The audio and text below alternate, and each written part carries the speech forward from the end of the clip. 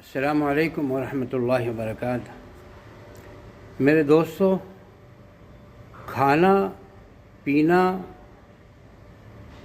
اللہ نے دیا ہے اور اس کے آداب اور طریقے ہمیں اپنے نبیوں کے وقت میں جو نبی بھیجتے تھے ان کے ذریعے سے اسے بتایا جاتا تھا کہ یہ چیزیں کھاؤ، یہ چیزیں نہ کھاؤ، یہ اس دن مچھلی نہ پکڑو، اس دن پکڑو۔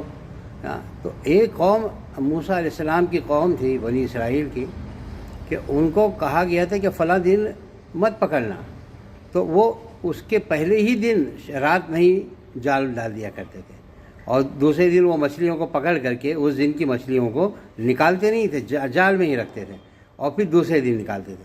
تو اس طرح کی بدمعاشیاں کرتے تھے۔ اللہ سبحانہ وتعالیٰ نے ان کے چہروں کو بندر کا بنا دیا، یعنی کہ پورا بندر بنا دیا ان کو۔ تو اس وقت اس قوموں پہ تو بڑے بڑے عذاب آتے تھے، لیکن رسول اللہ صلی اللہ علیہ وسلم کی امت پر اللہ سبحانہ وتعالیٰ نے بڑی نرمی کا معاملہ فرمایا ہے۔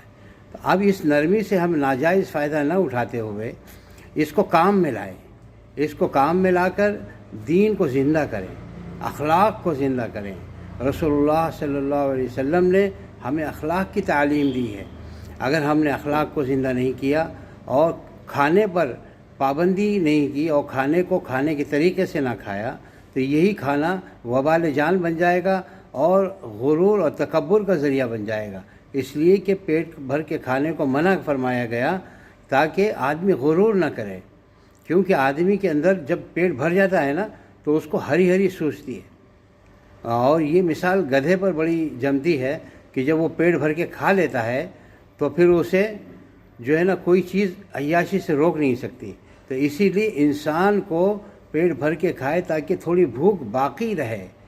جب بھوک باقی رہتی ہے تو انسان کے کھانے میں لذت آتی ہے، اور جب وہ کھانے کو چبا کر اور ہونٹ کو بند کر کے چباتا ہے تو اس کے کھانے میں باہر کے جراثیم نہیں جاتے، اور کھانا چھوٹا نوالا لینے کی وجہ سے اچھی طرح چبا کر اس کا گم بنا دو اور یہاں تک کہ وہ لکوڈ بن جائے اور اسے نگل لو۔ تو تھوڑی دیر جب تم ایسا کھانا کھاؤ گے تو تمہاری صحت بنے گی، اور نفس ضرور تمہیں گالیاں دے گا کہ ارے یہ کوئی کھانے کا طریقہ ہے، اتنے آہستہ آہستہ اتنے چبا کے تھوڑی کھاتے، ارے کھاؤ جلدی جلدی۔ تو یہ نفس اور شیطان جو ہے نا ہمیں گمراہ کرتے ہیں، ہمیں وہ نہیں کرنا ہے، بلکہ ہمیں اللہ کے رسول کے بتائے ہوئے طریقے پر کھانا کھانا ہے، تب ہماری صحت بنے گی اور نوالے میں اتنا مزہ آئے گا کہ آپ کہیں گے کہ یار کون سی نعمت کھا رہا ہوں میں۔